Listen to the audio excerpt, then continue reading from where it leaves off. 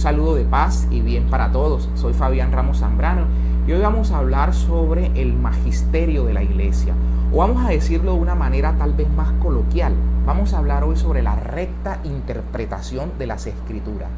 Y es que me parece muy curioso que justamente cuando me disponía a grabar el video, me encuentro en las redes con una página que la verdad no la tenía dentro de las páginas que sigo, pero me aparece una página de un personaje promocionándose como un recto intérprete de las escrituras. Me llama la atención porque decía, suscríbase para que conozca la recta interpretación de las escrituras. Y añadía, vamos a estar aclarando pasajes oscuros. Entonces este personaje, dice él, ¿no? Se autoproclama un recto intérprete de las escrituras. Y así nosotros vemos hoy día que muchos se autoproclaman los auténticos intérpretes de las escrituras. Y entonces cada quien lee un pasaje y basado en la libre interpretación entiende que es tal cual como él lo entiende, ¿no? Se dicen que están llenos del Espíritu Santo, el Espíritu Santo les revela la verdad y sobre esa base confían plenamente en que la manera como han entendido el texto es exactamente lo que el hagiógrafo o el escritor sagrado quiso decir. Y vamos a ver cómo desde antes, pero acentuado esto por aquel principio de la libre interpretación que surgió con esta revolución protestante, vemos que Martín Lutero entendía, y decía él, porque el doctor Lutero lo quiso, a veces señalaba así, ¿no? Porque el doctor Lutero así lo dice. Entonces construye su propia forma de interpretar, pero vamos a ver cómo en ese mismo ambiente aparece Zwinglio, aparece Calvino, interpretan de modo distinto, aparecen con una postura completamente contraria a lo que Lutero decía. Lutero, por ejemplo, mantuvo la presencia real de Jesucristo en la Eucaristía, en línea con la interpretación de la Iglesia durante todos los siglos desde su fundación. Todos los padres de la Iglesia, desde Policarpo de Esmirna, vamos a encontrar a Justino Mártir, a Clemente de Roma, Ireneo de Lyon, todos los padres de los primeros siglos, estos que muchos de ellos oyeron a los apóstoles, desde siempre se entendieron los textos de la Escritura que proclamaban la presencia real de Jesucristo en las especies del pan y del vino, no un símbolo, sino una presencia real. Y eso lo entendió la Iglesia durante todos los siglos, hasta que aparece la Revolución Protestante. Lutero no es capaz de negar esa verdad, la mantiene en la Declaración de Augsburgo, por ejemplo. Ellos declaran en qué creen y qué profesan, y bajo ese entendido dejan en claro que se trata de presencia real, no simbólica. Pero vemos cómo Zwinglio, Calvino y posteriormente, digamos que desde allí se rompe con esta unidad de interpretación y cada quien empezó a interpretar a su modo. Ya se acabó esa interpretación fidedigna que la Iglesia había guardado desde siempre. Y bueno, empezó también Calvino a mantener su postura sobre la salvación, la doctrina esta que se inventan de la predestinación supuestamente basada en las Escrituras, pero no era más que su propia interpretación de los textos. Y encontramos cómo luego Arminio lo contradice, y entonces los arminianos van a estar en contra de lo que dice Calvino. Y bueno, y tiempo después ya sabemos cómo vienen algunas posturas con Wesley.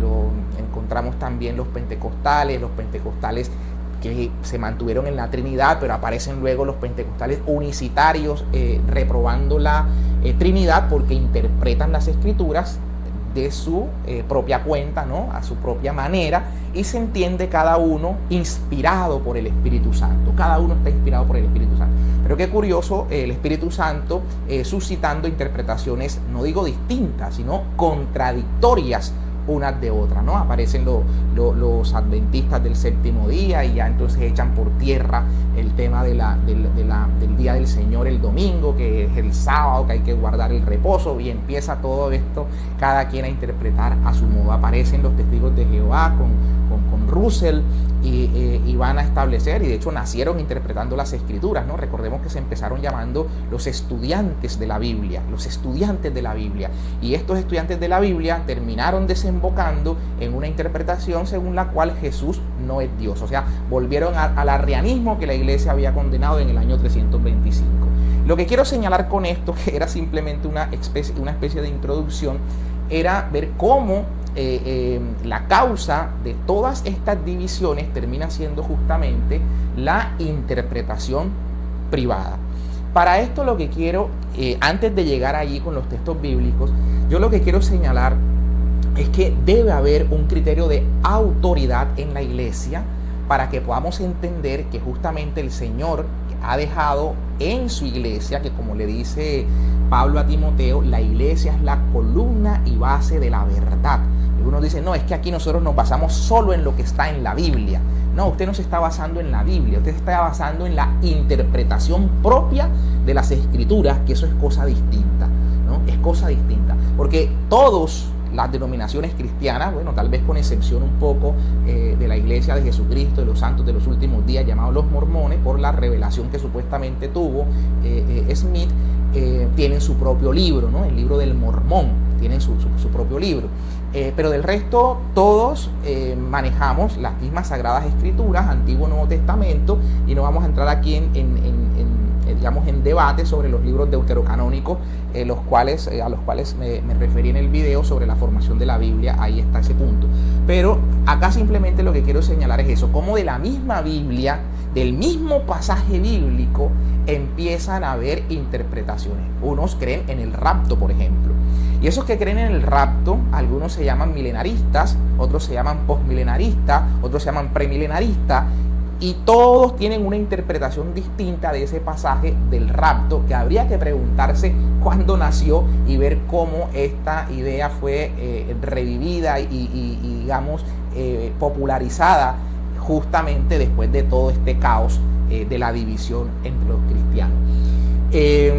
Pero bien, ahora lo que quiero señalar es cómo es necesario que en la iglesia del Señor, por la cual Él rogó para que fuese una, Padre, que todos sean uno, como tú y yo somos uno, que ellos sean perfectamente uno, que sean uno, Padre, para que el mundo crea que tú me enviaste. Es decir, el sello que distingue a la iglesia de Jesucristo es precisamente la unidad.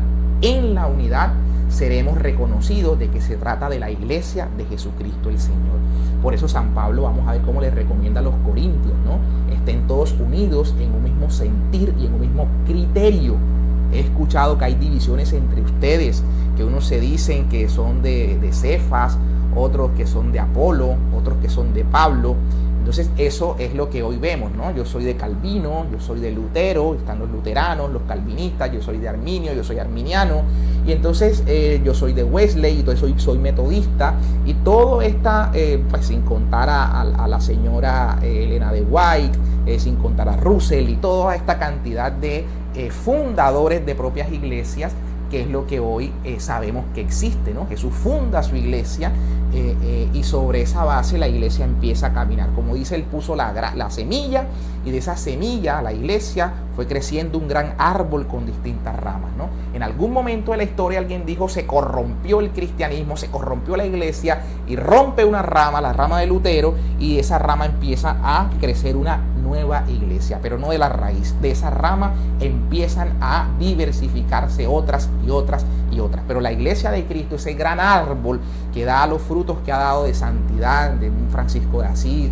un Ignacio de Loyola, un Pío de Pietrelcina, un Damián de Bestiur, todos estos frutos que tiene la iglesia para mostrar como que se han dejado llenar de la savia del gran tronco que es Cristo mismo y de su espíritu, es una prueba de que es la iglesia de Jesucristo. Obviamente estamos como seres humanos que fallamos y pecamos, pues también hay frutos podridos que han caído de ese árbol, ¿no? Muchos frutos podridos que también han caído, pero lo que testifica la iglesia que es de Cristo son esos frutos rozagantes que cuelgan del árbol, los frutos de santidad. Y estos frutos podridos lo que muestran es que en algún momento han dado la espalda a Cristo y a la savia, al Espíritu Santo que los nutre para vivir según sus apetencias. Pero bien, entonces la iglesia, lo que quería señalar es que la iglesia sobre esta base va a dejar en claro que la autoridad de la interpretación de las escrituras no está en el libre arbitrio, en el arbitrio de cada quien, ¿no? En la voluntad de cada ser humano, interpreta a su manera y se entiende inspirado y se entiende que está interpretando rectamente. La Iglesia se ha dado cuenta de lo que esto genera desde los primeros siglos, ¿no?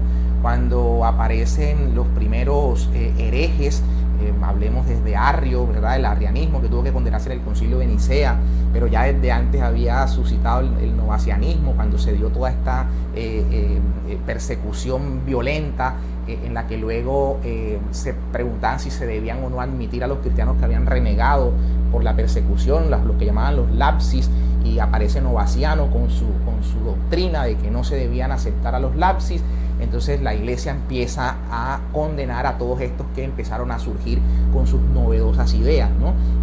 Los que luego empezaron a negar la divinidad del Espíritu Santo, los macedonianos, como lo condena la Iglesia en el concilio de Constantinopla, como también los que negaban la divinidad de Jesús, pues digamos también todos estos monofisistas, los dificistas y toda esta cantidad de herejías que empezaron a pulular a lo largo de la historia. La Iglesia ha sabido en concilio, tomando la idea de lo que se hizo en el concilio de Jerusalén, de lo cual ya vamos a hablar, la Iglesia ha entendido que con la autoridad que el Señor le ha dado, ella direcciona la ortodoxia de la doctrina que el Señor ha depositado en ella y que ella ha sabido enseñar. Entonces, ahí quiero señalar eso, la autoridad. Esto está en una autoridad, digamos, externa. La Iglesia la hemos entendido desde el punto de vista del catolicismo, como siempre ha sido, como iglesia visible, ¿no? Esta idea de la iglesia invisible aparece en la Declaración de Augsburgo con Lutero en el 1530, pero la iglesia se ha sabido siempre una iglesia visible en la cual hay una unidad de gobierno, porque el Señor ha querido dejar a un pastor universal como signo de unidad. Entonces, el Señor Jesús ha querido justamente esa autoridad para marcar la rectitud de la ortodoxia y que el depósito de la fe, como le llama San Pablo, lo que se ha depositado, lo que se ha enseñado en la iglesia, se mantenga incólume, ¿no? Para poder mantener esa unidad hay que tener la autoridad de poder definir lo que es verdad y lo que es mentira. No en el capricho de cada quien, no en la voluntad de cada quien, atribuyéndole supuestamente inspiración divina, ¿no? ¿Por qué? Porque vamos a partir de esta base. Las escrituras, lo creemos así, son palabra de Dios, inspirado. Se habló inspiradamente, es decir, que aquel que habló por esa inspiración, lo que pronunció fue palabra de Dios. Creemos que es palabra de Dios, por tanto creemos que no hay error, o sea que es infalible la escritura. Para que esa infalibilidad y esa seguridad en la verdad se mantenga incólume y los cristianos tengamos la certeza y la garantía de que estamos recibiendo la enseñanza correcta de las escrituras, el Señor también ha querido que por virtud de la autoridad que ha dejado inicialmente en sus apóstoles y principalmente en la persona del apóstol Pedro y sus sucesores, se mantenga esa inerrancia de las escrituras ahora en su interpretación. Vamos a ver lo que pasaba en los primeros años del cristianismo y ver cómo esa autoridad se empezó a reconocer desde el inicio mismo del cristianismo. Vamos a pensar por un momento en Clemente Romano. Clemente Romano fue el segundo sucesor del apóstol San Pedro, es decir, el tercer papa de la iglesia, De esto nos va a dar cuenta Ireneo de Lyon, que en el año 180 es erigido obispo de Lyon y escribe un libro, un texto contra los herejes, ¿no? Adversus herejes, contra los herejes. Y en ese libro Ireneo va a contarnos quienes habían sucedido al apóstol Pedro en continuidad, ¿no? Entonces él va a hablar de que a la muerte de Pedro vino Lino, después Cleto, después Clemente. Este Clemente es del que habla San Pablo en la carta a los Filipenses. Pues bien, este Clemente Romano escribe una carta en el año 92 aproximadamente. Esa carta de Clemente es dirigida a la comunidad de los Corintios, ¿ok? O sea, a la comunidad de Corinto. allá esa carta que va a dirigir Clemente, que lo hace porque se habían sublevado los fieles de Corinto contra el presbiterio de Corinto, contra los sacerdotes de Corinto, contra los presbíteros de Corinto. Entonces, toda esa revuelta que se empezó a dar, quien debe intervenir para ponerle calma, para tratar de poner calma a esa revuelta, fue precisamente Clemente Romano, tomando como base la autoridad que le venía dada de la sucesión del apóstol Pedro, a quien el Señor había encomendado como pastor universal de su iglesia. La iglesia desde siempre entendió que la sede de Roma, en este caso, a quien Pedro había dejado en Roma, Lino y después Cleto y después este Clemente del que hablo, en Roma se encontraba esa sucesión de los poderes o de la autoridad que el Señor había dejado en el apóstol Pedro. Recordemos, tú eres Pedro, sobre esta piedra edificaré mi iglesia, a ti te daré las llaves del reino, lo que ates en la tierra quedará atado en el cielo, lo que desates quedará desatado en el cielo. Esa autoridad, de la cual no era más que un paralelismo de lo que pasa en Isaías 22, en el cual se nos habla de las llaves que se le dan al mayordomo como signo de autoridad. Y ahí se ve claramente la sucesión, ¿no? Por ejemplo, a Semná le sucedía a Eliaquim, mostrando esa sucesión. El Señor nos deja en Pedro esa autoridad para poner a alguien al frente de su iglesia, y a ese mismo le va a decir: confirma a tus hermanos en la fe, ¿no? Entonces tiene la obligación en ese sentido. Pero lo que quiero acá entonces señalar es cómo en los primeros siglos del cristianismo ya eso estaba claro, que el obispo de Roma tenía la primacía entre el resto de las iglesias. Así vamos a ver, por ejemplo, a Ignacio de Antioquía. Cerca del año 100, 106, 107, es apresado y es llevado a Roma para su martirio. Ignacio de Antioquía, mientras va en esa travesía para su martirio, escribe varias cartas, ¿no? Una carta a los romanos, una carta a los de Esmirna, a los de Magnesia, escribe varias cartas.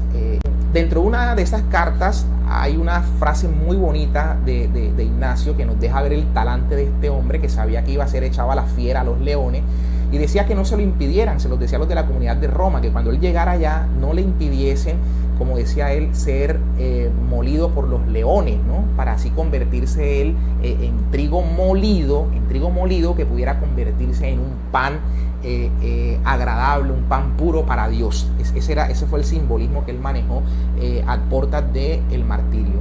Y cuando le escribe a la comunidad de Roma, los trata de ese modo, ¿no? Diciéndole: les escribo a la iglesia que preside en el territorio de los romanos, la iglesia que preside entre el resto de las iglesias. Existe también un hecho muy curioso que pasó con Policarpo de Esmirna. Policarpo nace cerca del año 60-65, y lo importante de este testimonio de Policarpo es que él fue discípulo directo del apóstol Juan, ¿no? Discípulo directo del apóstol Juan. Entonces empezó a haber un conflicto entre las iglesias de Oriente y la sede en Occidente, que era Roma, sobre la fecha de la Pascua. En Alejandría, en Esmirna, de donde era oriundo Policarpo, se celebraba la Pascua el día 14 del mes Nisan, como se decía en el Antiguo Testamento, la fecha de los judíos. Y la iglesia en Roma había adoptado la fecha de la Pascua el domingo siguiente a esa fecha, ¿no? El domingo siguiente, porque se trataba el domingo, el Domine, el Dies Domine, el día del Señor, era el día en el cual los cristianos debíamos celebrar ese acontecimiento central en nuestra vida de fe, la Pascua del Señor. Entonces, Policarpo va a Roma y se entrevista con el Papa de entonces, Aniceto, con el ánimo de poder llegar a un acuerdo sobre la fecha que se debía establecer a nivel universal. Policarpo alegaba que él había recibido del apóstol Juan esta instrucción de que la fecha de la Pascua fuese el día 14, y lo celebraban, y él decía: allá lo hemos celebrado todo el tiempo el día 14 del mes Nisan. Entonces empezó esa disputa, ¿no? Sin embargo, se tiene que Roma mantuvo la postura, porque la tradición que tenía Roma por parte de los apóstoles Pablo y Pedro, quienes predicaron en Roma, él era el Dies Domini, el domingo, el día del Señor. Entonces estaban esas dos tradiciones. Entonces aquí estaba esa pugna en cuanto a la fecha de la Pascua desde las épocas de Policarpo. Y esto luego, San Víctor, el Papa Víctor, y estoy hablando del año 190 apenas, ¿no? Apenas del año 190, San Víctor va a tratar de zanjar esta diferencia en cuanto a las fechas para la celebración de la Pascua. Y San Víctor opta por imponer desde su autoridad como obispo de Roma para que toda la Iglesia Universal celebrara la Pascua el día domingo siguiente al 14 del mes Nisan. Esto, por supuesto, trajo un conflicto porque uno de los obispos de Éfeso, Polícrates de Éfeso puntualmente, se opuso a esta determinación del Papa, pues digamos le envía una carta al Papa diciéndole que ellos han celebrado su tradición y que se les debería mantener la tradición. ¿Qué hace el Papa ante esta carta de Polícrates? Va el Papa entonces a expedir una excomunión. Recuerden, estoy hablando del año 190 apenas. Algunos que se han inventado que la iglesia la creó Constantino, por allá en el 313 en adelante. Bueno, entonces la iglesia no existía, ¿no? La iglesia católica, según usted, no existía. Bueno, entienda que el papado sí existía, ¿no? El papado existía. San Víctor va a tomar la decisión de excomulgar, basado en lo que el Señor le dejó dicho a Pedro: lo que ates aquí quedará atado en el cielo, lo que desates quedará desatado. A ti te entrego las llaves. Va a tomar la decisión de excomulgar. Y aquí aparece en escena entonces Irineo de Lyon.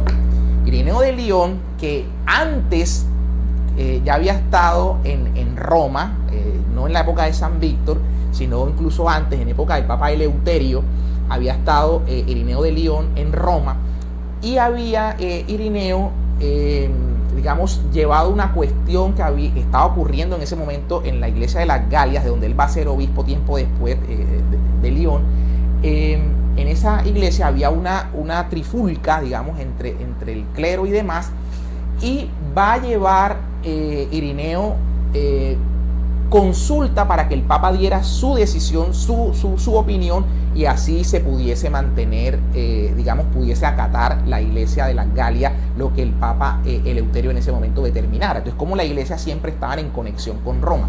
Por eso aquí aparece Irineo, quien escribe el libro que dije hace un rato, Contra los herejes, y en ese libro él habla de la iglesia de Roma, dice, como la primera entre todas, con la cual todas las demás iglesias, él usa la palabra todos los demás fieles, deben estar en armonía, en concordancia. Cómo la iglesia entiende eso, la unidad, y cómo encuentra que hay un núcleo de esa unidad, y que no es que cada quien piensa lo que le da la gana.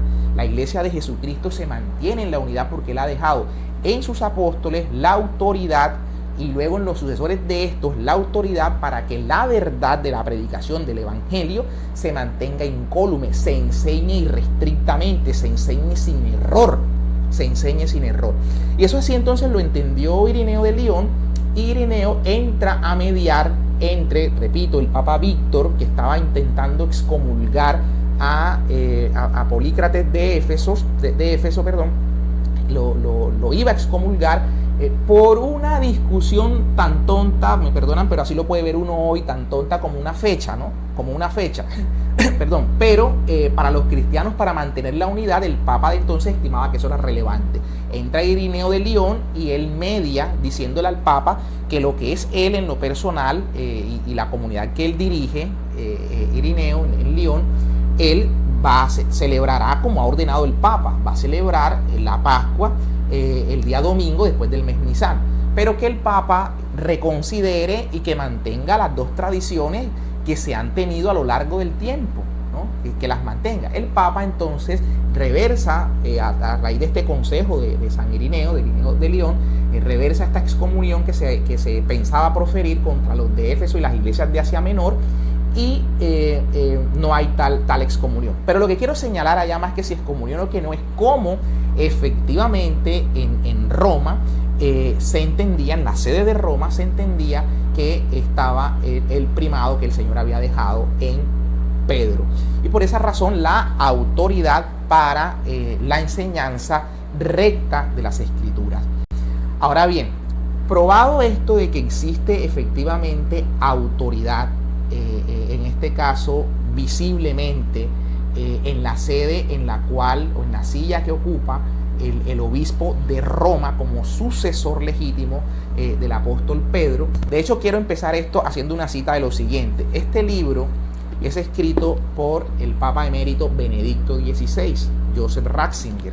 Él escribe este libro y lo publica mientras era papa de la iglesia. Siendo papa hace esta publicación. Y él claramente hace la salvedad en el siguiente sentido. Dice él, como una nota para que el mundo le entienda y no vaya a decir, está hablando como papa.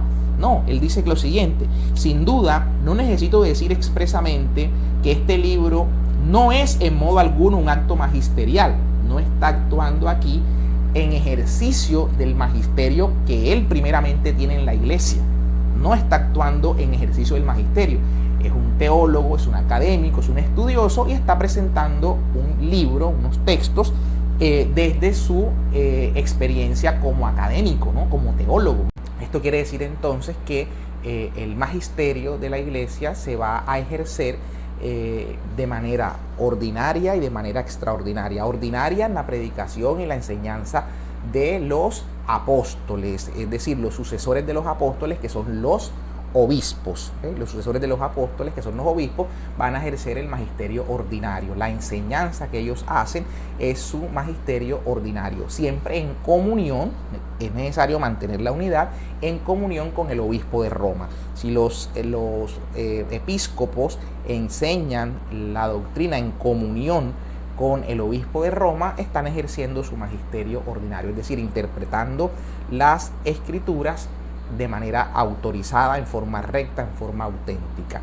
Y el magisterio extraordinario entonces va a estar en cabeza del obispo de Roma, cuando obra, como llamamos, ex cátedra, ¿no? El Concilio Vaticano I tal vez hizo digamos, un desarrollo de esta doctrina que desde siempre la Iglesia ha tenido en claro. En el Concilio Vaticano I se hizo este desarrollo doctrinal en el que se nos deja en claro eso, ¿no? Como para que no malentendamos el hecho de que la enseñanza ex cátedra a veces y la infalibilidad del Papa a veces se confunde con una especie primero como de impecabilidad. No peca, ¿no? Eso no es lo que se está diciendo. De hecho, vemos cómo en el mismo Evangelio, cuando el Señor le dice a Pedro, tú eres Kefas y sobre esta piedra edificaré mi iglesia, lo dirige como piedra de su iglesia, poco tiempo después le va a decir que es una piedra de tropiezo, va de retro Satán, apártate de mí. Satanás, le dice el Señor Jesús a quien era la piedra de la iglesia, ahora es una piedra de tropiezo. Entonces, claro que este hecho conductual como hombre, y luego vemos cómo le dice, incluso profetizado, ¿no? Antes que cante el gallo me habrás negado 3 veces. Entonces, esa negativa de Pedro también es fruto de su humanidad. Y San Pablo nos da cuenta incluso que esto también permaneció. Pablo nos dice en la carta a los Gálatas que vio una conducta un poco doble en Pedro. Conducta, porque recordemos que aquello por lo que Pablo, le achaca a Pedro en cuanto a su conducta, era lo que justamente Pedro había recibido en revelación del Señor y era lo que había delineado en el concilio de Jerusalén, que está en el capítulo 15 de los Hechos, ¿no? Ahora, lo curioso de esto es que Pedro, luego, comiendo con los paganos vueltos al cristianismo, está comiendo de todos con ellos, ¿no? Pero cuando vienen los judíos vueltos al cristianismo, entonces asume una especie de conducta doble. Y por eso San Pablo ve que la conducta no es la adecuada y San Pablo le recrimina ese proceder. Entonces, la infalibilidad no tiene que ver, ni es una especie de impecabilidad, ¿no? Un diosito aquí en la tierra, ¿no? De eso no se trata, ¿no? Vemos hace unos días el Papa Francisco, que goza de todo el cariño de gran parte de la humanidad, cómo le pegó un manotón a una señora, ¿no? Es una acción que evidentemente muestra un lado humano del Papa Francisco, y que tuvo luego que salir a pedir perdón a la señora por su reacción, ¿no? Fue una reacción, obviamente la señora lo jala, un señor de más de 83 años en el estado en el que está, y recibe ese jalón de la señora, reaccionó de esa manera. No fue una manera correcta de reaccionar, y claramente él tuvo que pedir perdón por eso. Pero bien, lo que quiero señalar acá es que no se trata de ese estado, no es que no peca, ¿no? Sino que cuando define, repito, ex cátedra, cuando define con la intención de declarar una verdad que ha sido revelada para el pueblo cristiano, eso reviste allí sí de infalibilidad para que se mantenga justamente esa garantía de inerrancia y de verdad que se revela en el pueblo. Recuerden lo que le había dicho Pablo a Timoteo, ¿no? La iglesia es la columna y base de la verdad. La iglesia es la columna y base de la verdad. Entonces eso debe ser claro. Vemos cómo en el Evangelio de Juan se nos narra que el sumo sacerdote de aquel año en el que Jesús es crucificado, como no obstante que el sumo sacerdote está participando de este plan macabro en contra de Jesús y que está alineado con estos que lo van a llevar a la crucifixión, como declara proféticamente que más vale que muera uno por todo el pueblo, ¿no? Eso fue una declaración profética y así se encarga de señalarlo Juan. Y Juan señala que esto era una profecía, decía Juan. Y añade, porque era sumo sacerdote aquel año. O sea, ¿cómo pone esa expresión de verdad infalible que emite el sumo sacerdote? ¿Cómo la pone en boca por el rol que juega el sacerdote, con independencia que su conducta en ese momento era claramente pecaminosa? Que su conducta era claramente pecaminosa. Ahí establecemos la diferencia, a qué nos referimos con la infalibilidad, en este caso del sumo pontífice, cuál es el contexto real de la infalibilidad, que no tiene nada que ver con su actitud humana de que puede fallar y de que incluso puede cometer errores en su discurso, ¿no? Porque repito, es solo cuando habla ex cátedra en temas de fe y de moral, con el ánimo de declarar una verdad, que esto lo ha hecho la iglesia, si no 2, tal vez 3 veces a lo largo de la historia de la iglesia, ¿no? Ha hecho algunas declaraciones ex cátedra puntualmente, pero del resto el Papa ejerce un magisterio no apelando a su magisterio extraordinario, digamos. Y también los concilios, es decir, la reunión de todos los obispos en comunión con el Papa, es una de las máximas pruebas de la autoridad, donde el magisterio tiene, digamos, su mayor vigor también en estas reuniones. Tomando ejemplo de lo que se había hecho, ahora que he citado, el concilio de Jerusalén, en el que Pedro tomó la palabra y luego de estas dificultades que amenazaban la unidad de la iglesia primitiva, Pedro toma la palabra y delinea la doctrina que finalmente se decreta. La iglesia ha tomado ese ejemplo y cuando aparecieron los arrianos, llamó a concilio en el 325, el concilio de Nicea, y declaró infaliblemente la verdad sobre nuestro Señor Jesucristo, que es Dios de Dios, luz de luz, Dios verdadero, engendrado, no creado, genitum non factum, dice el texto de Nicea, ¿verdad? Que procede, que nació antes de todo lo creado. Porque algunos decían que no, que es que Jesús, hubo un momento en el que existió, que el Padre lo creó. La iglesia declara la verdad sobre nuestro Señor Jesucristo en esa proclama del credo. Y condenó la herejía de los arrianos, de mucha gente interpretando Arrio a su manera. Encontró el pasaje que dice el Padre es mayor que yo. ¿Cómo si dice el Padre es mayor que yo, Jesús puede ser Dios? O sea, fue su interpretación particular y de ahí sacó su doctrina y se le fueron muchos a seguirlo. Y la iglesia entró en una situación compleja donde tuvo que dejar en claro esa verdad. Hoy hemos visto cómo la herejía arriana se ha retomado. Nuestros hermanitos testigos de Jehová no creen en que Jesús sea Dios y cómo hasta han adulterado el texto de las Escrituras, ¿no? Y con fundamento en que ellos incluso buscan gramaticalmente cómo entender desde el hebreo según ellos en su interpretación. Ese es el peligro de la interpretación privada. Ese es el peligro de la interpretación privada. Así que años después los macedonianos salieron que el Espíritu Santo no era Dios, ¿no? El Espíritu Santo no es Dios.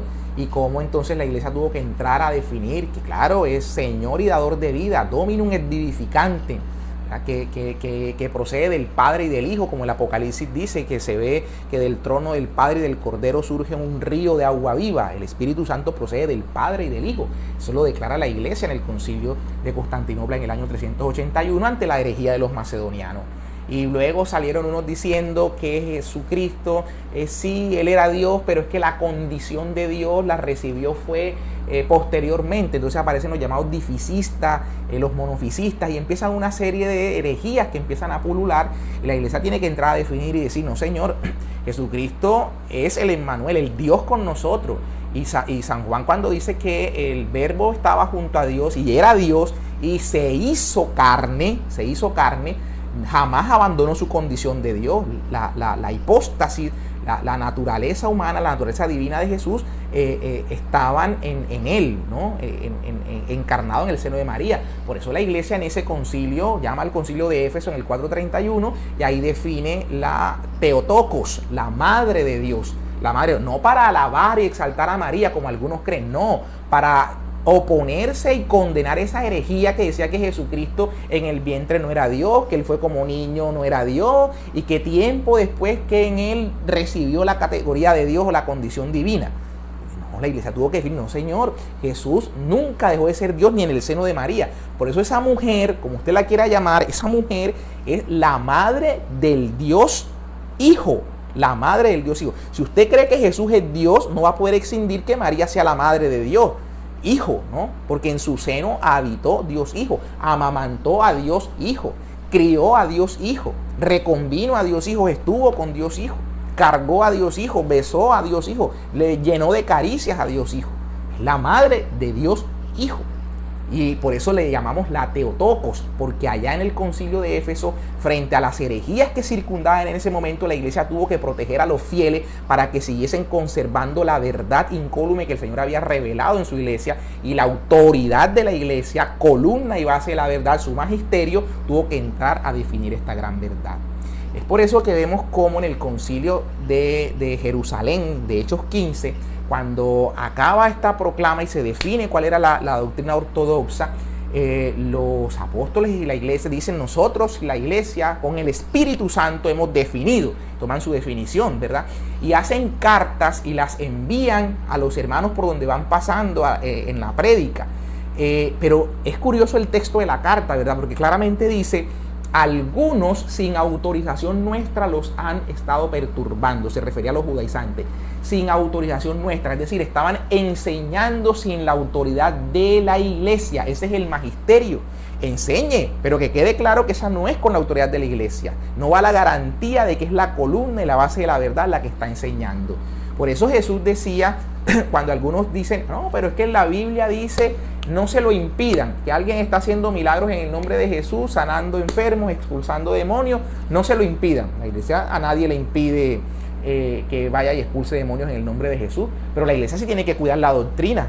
Si alguien está enseñando falsedades y amenaza la unidad de la iglesia tiene que entrar a decir si eso es verdad o eso es mentira, examinar cuál es esa doctrina y con la autoridad que se le ha sido dada determinar, eso es verdad, se acepta, eso es herejía, corríjala. No la corrijo, se declara anatema, se excluye, se excomulga, porque se le ha dado el poder a la iglesia para atar y para desatar, que está asociado a la excomunión. El Señor estaba hablando en ese momento del poder para atar y para desatar, estaba hablando de excluir de la comunidad a los que se obstinaban en alterar la unidad de la comunidad.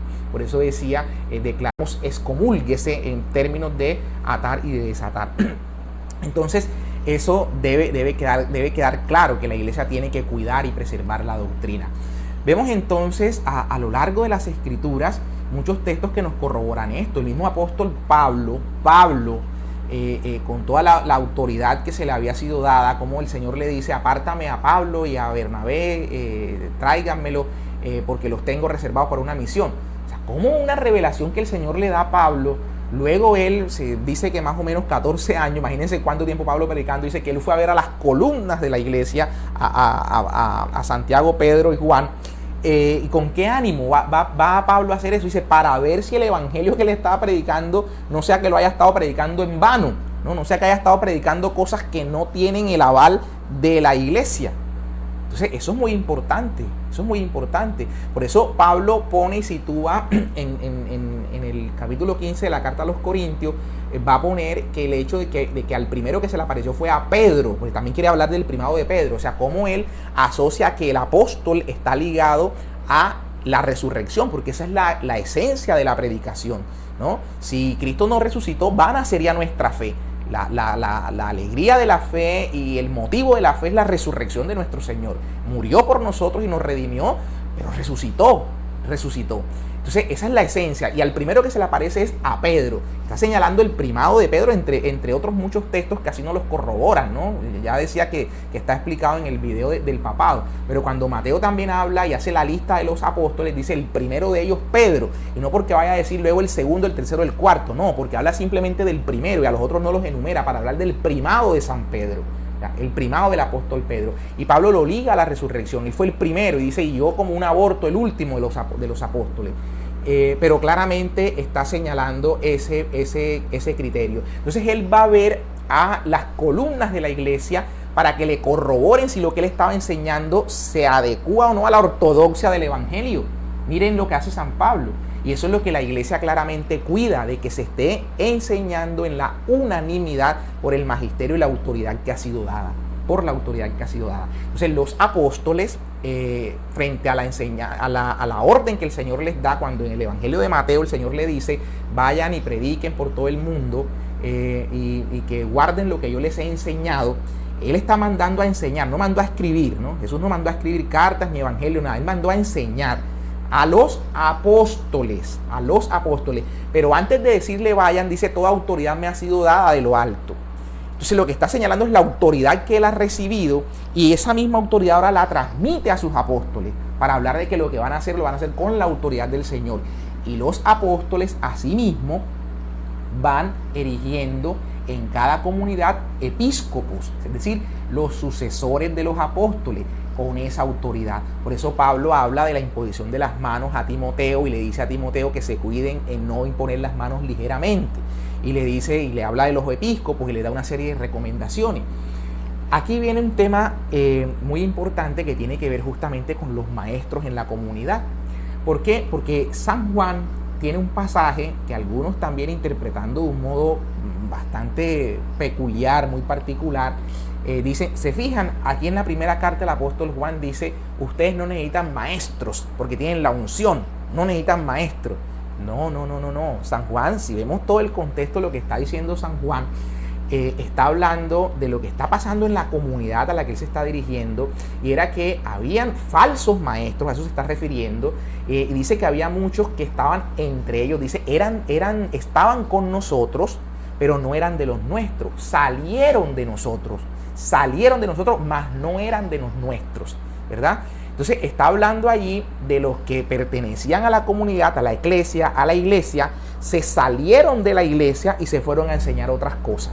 Les dice entonces San Juan, ustedes permanezcan firmes en lo que han oído desde un principio. En lo que han oído desde el principio.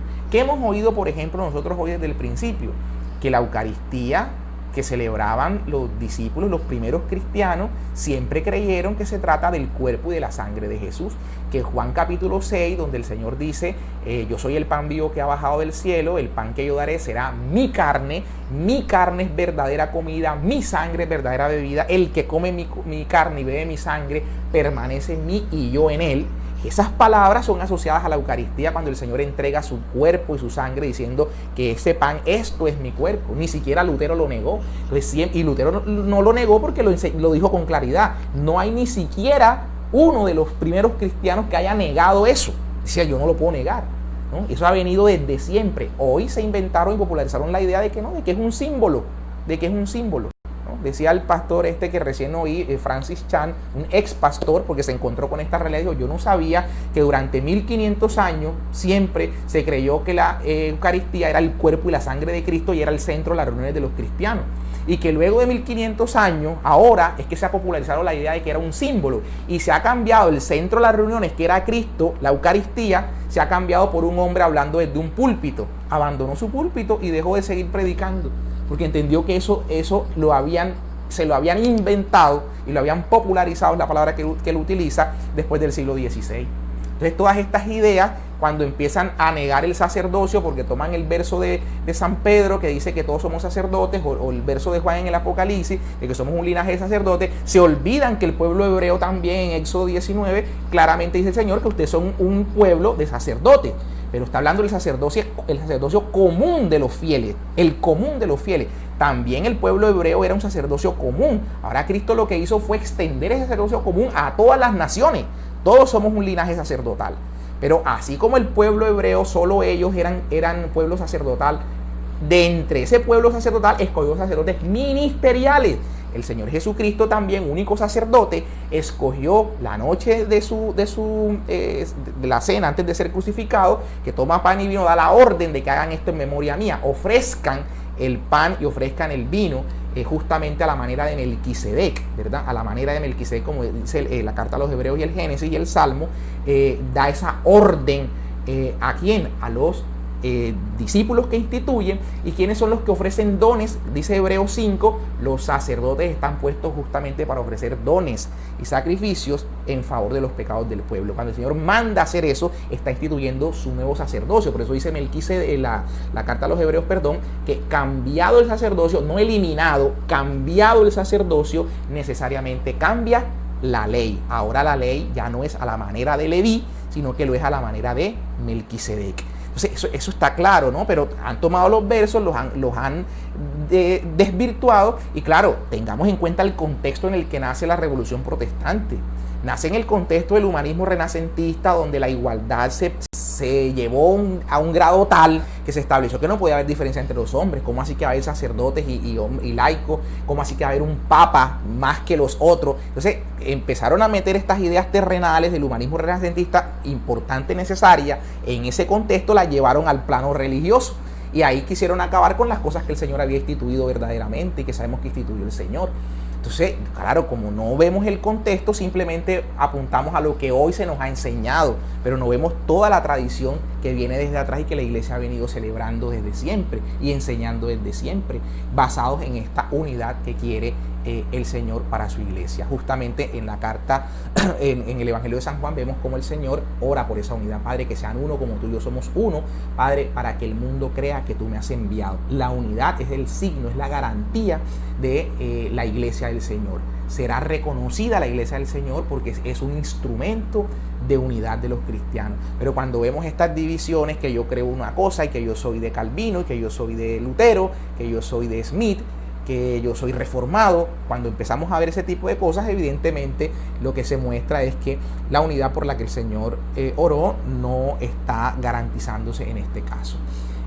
Así entonces encontramos los textos del apóstol Pedro en su segunda carta, cuando Pedro va a hablar de la interpretación privada, ¿no? Censurándola. Dice, no, ninguna profecía es de interpretación privada. Ojo, sepan esto antes que nada, ¿no? Lo dice como una prioridad. Sepan esto antes que nada. Ninguna profecía es de interpretación privada. Esto no es que yo interpreto que lo que quiere decir el Apocalipsis es esto que yo creo que dice. No, usted no lo puede interpretar privadamente. Para eso hay una autoridad, para eso hay un magisterio. Y ahora, viéndolo de San Pedro, no podemos reducirlo a la profecía entendida como el texto del lenguaje profético, sino el hablar de parte de Dios. Por eso más adelante lo va a decir en la misma segunda carta, ¿no? Lo va a decir el apóstol San Pedro en el capítulo 3. Va a decir, hablando de las cartas de Pablo y de todas las escrituras, va a decir el apóstol Pedro que es por eso que los indoctos, dice la palabra indoctos, ¿no? Para decir, es que, a ver, las escrituras hay que conocer el lenguaje en el que está haciendo, el género literario que se está utilizando, si es poética, si es un libro histórico, ¿cierto? Si es un libro sapiencial. Esto hay que tenerlo en cuenta. ¿Cuál es el lenguaje literario que se está utilizando? La lengua en la que se utilizó. Vamos al Antiguo Testamento, el hebreo que se utilizó, o la Septuaginta, si estamos leyendo el griego en el que se tradujo, o estamos leyendo los textos del Nuevo Testamento, el griego koiné que se utilizó, y qué significaba esa palabra, por qué se utilizó esa palabra, qué quiere decir esa palabra. Entonces la traducción nuestra a veces nos llega a nosotros débiles en muchos términos, y no. Por eso San Pedro va a hablar de esto, que las escrituras no son de interpretación privada, y va a poner el ejemplo de los pasajes oscuros o difíciles de entender que hay en las cartas de Pablo. Dice, por eso muchos lo han tomado para su propia perdición. Vemos cómo el mismo Lutero, que tomó la carta a los romanos para justificar su tesis de la supuesta solamente la fe, tuvo que agregarle la palabra allein en alemán, que no estaba en el texto griego. En el texto griego solamente o solo es monón, y monón no aparece en el capítulo 3 donde le añade esa palabra Lutero. En la única vez que aparece monón para hablar de fe, de sola fe, aparece en la carta a Santiago, y precisamente es para decir que no solo la fe, no solo la fe. Entonces, por eso dice San Pedro, con claridad, que muchos se han apartado, se han extraviado, se han perdido, han tomado para su propia perdición esas cartas de Pablo, y dice, y así igual el resto de las escrituras. Luego estos disolutos que han hecho, utilízase la palabra disolutos, han arrastrado a otros, los han arrastrado, se los han llevado. Por eso invita a que permanezcamos firmes.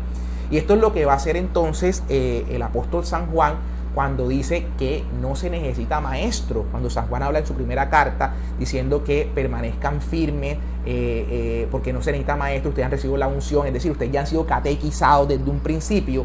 Así que como han sido catequizados desde un principio, ustedes no necesitan ahora que alguien venga a enseñarles algo que ya ustedes saben, porque esto es lo que se ha mantenido desde siempre. Pero no es que no se requieran maestros en las comunidades, sino que está haciendo referencia a estos falsos maestros que llegan a sacar y a pervertir y a perturbar la verdad que se ha creído desde siempre. Llegaron a perturbarla, y por eso San Juan le va a decir, hombre, ustedes están tan bien formados, seguramente por él mismo, que no se van a dejar engañar de un tonto que venga a decirles cualquier cosa.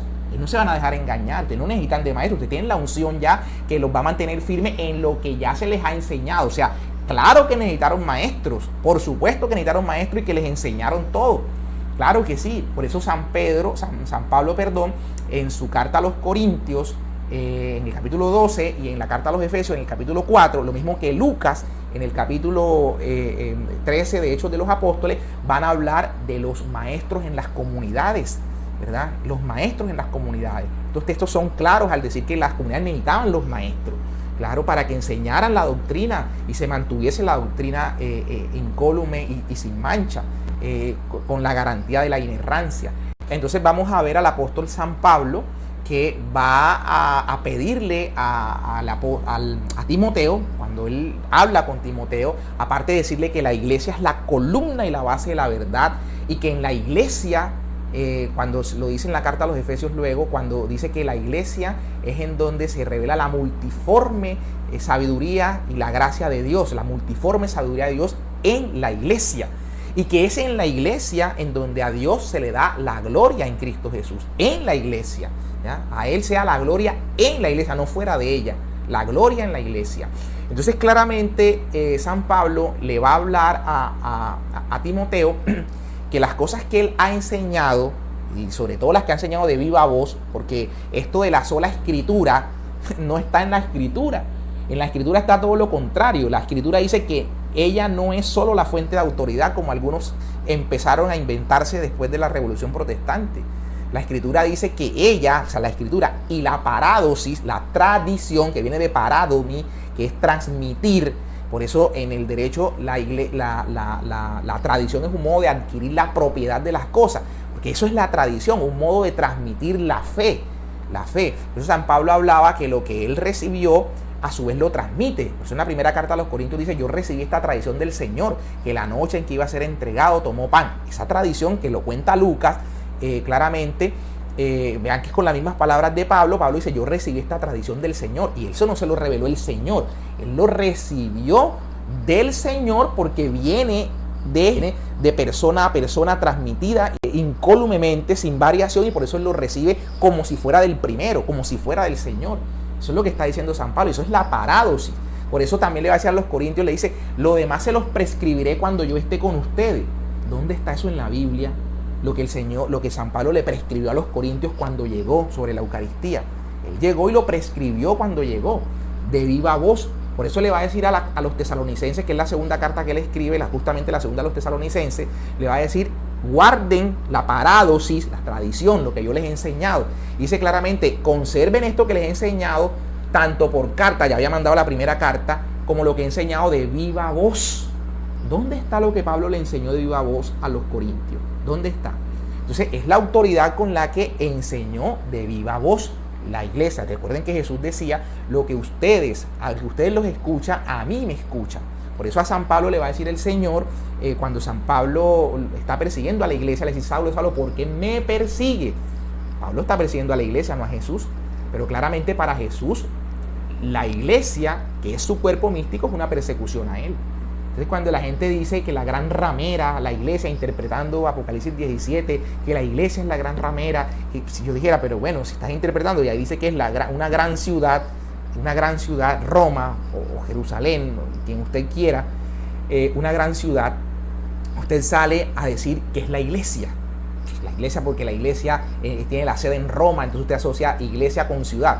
Bueno, usted cree que ciudad es iglesia, vale. Pero insisto en eso, ¿no? Que interpretando cada quien a su modo, empiezan a hacer unos desvaríos sin ningún sentido, ¿no? Obviamente hay algunos protestantes muy serios que han estudiado, que evidentemente revisan Apocalipsis 17, dicen esto no tiene nada que ver con la iglesia católica, y bueno, han estudiado su tema. Muchos de ellos han vuelto al seno precisamente de la iglesia católica al estudiar a profundidad las escrituras y sobre todo al revisar la historia, ¿no? La teoría del rapto, ¿cuándo nació?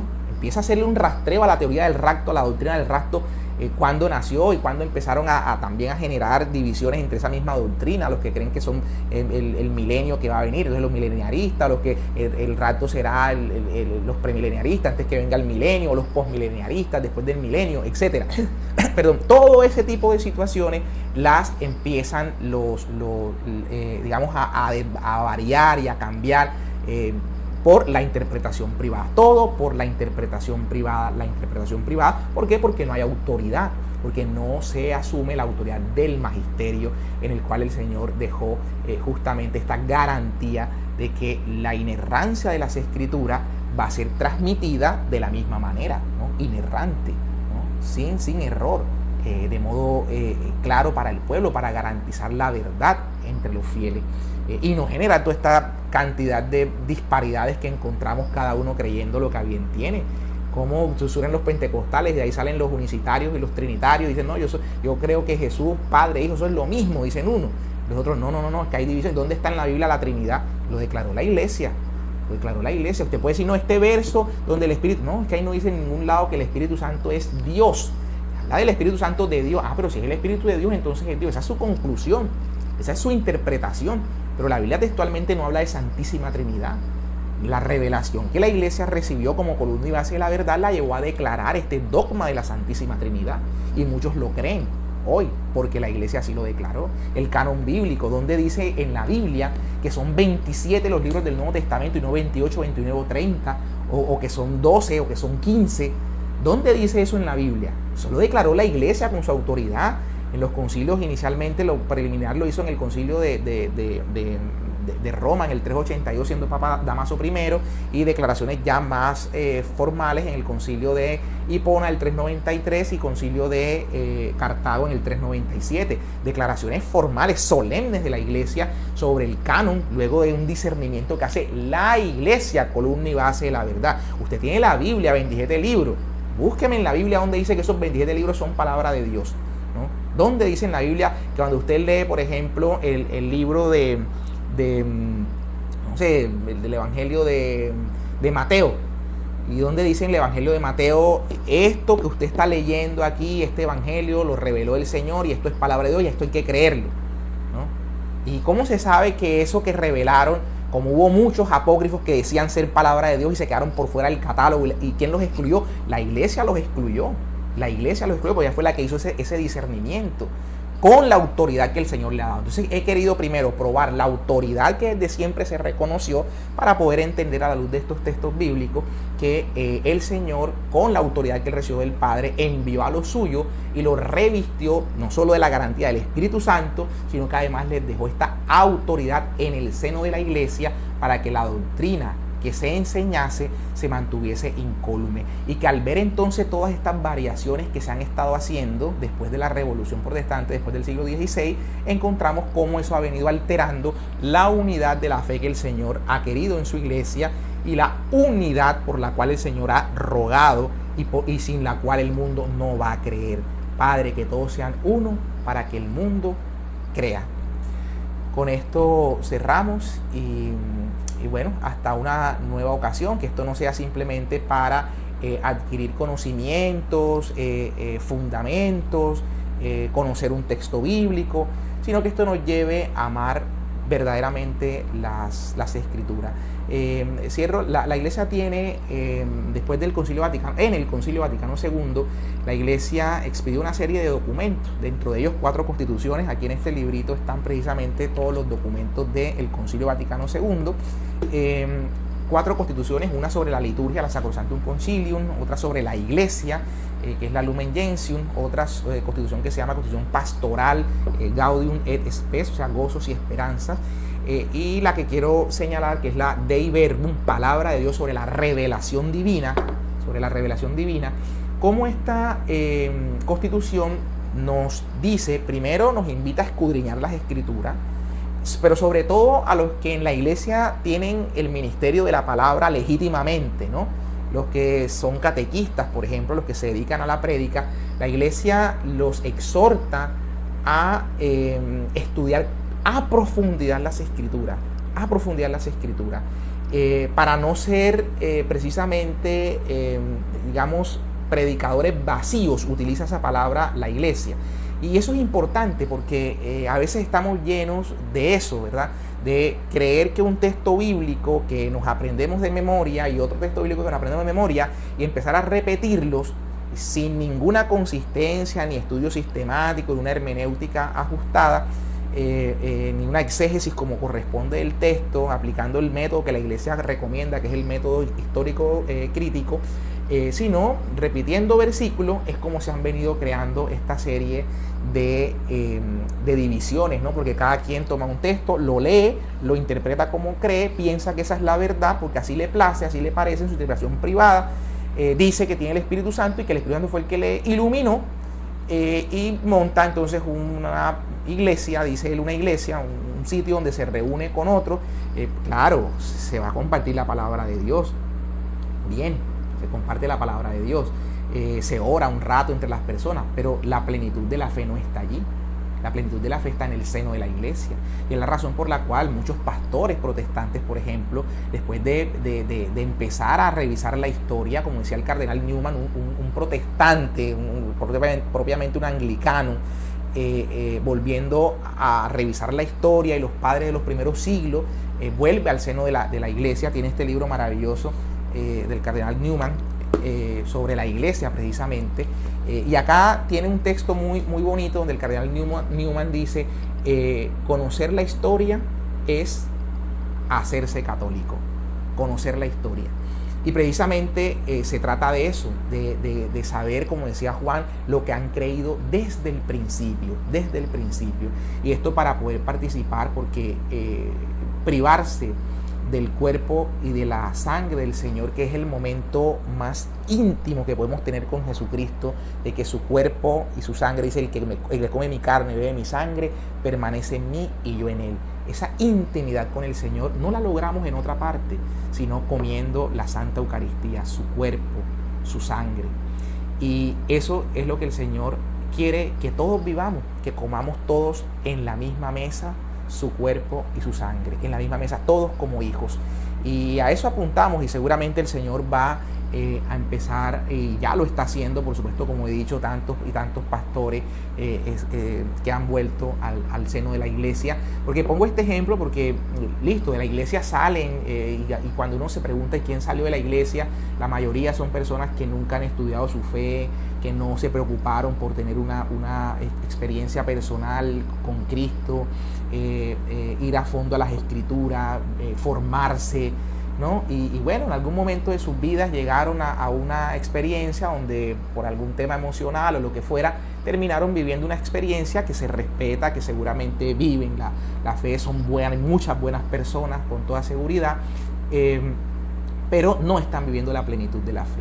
Una hermana protestante ya vuelta al catolicismo, Christine Franklin, decía algo muy cierto, ¿verdad? Que era como ella se fue con su esposo a misionar, era una misionera bautista, se fue con su esposo a misionar a un país de Centroamérica, y bueno, terminaron convertidas al catolicismo, y cuando le preguntaban que qué había pasado con ella, decían, mira, a mí me pasó, porque a veces la gente cree que volviendo al catolicismo restarían en su fe. y por el contrario, suman en su fe, casi que no hay que perder nada, digamos, al contrario, ganar cosas. Entonces ella decía que era como si ella viviera en el palacio del rey, pero ella estaba en el sótano y vivía en el sótano y bueno, y ahí tenía su cama y todo en el sótano, pero en un día se dio cuenta que habían otras habitaciones y que había mucho más en ese palacio y lo empezó a recorrer. Así es como ella grafica su tránsito del protestantismo al catolicismo. Me parece un símil muy bonito de esta hermana, y que simplemente pues lo que quiero acá como compartir en el sentido de ver cómo la iglesia con su autoridad va a mantener esta unidad que de siempre ha mantenido desde que el Señor fundó esta santa iglesia. Bueno, eso es lo que teníamos para compartir. Muchas gracias a todos, muy amables, hasta una próxima oportunidad.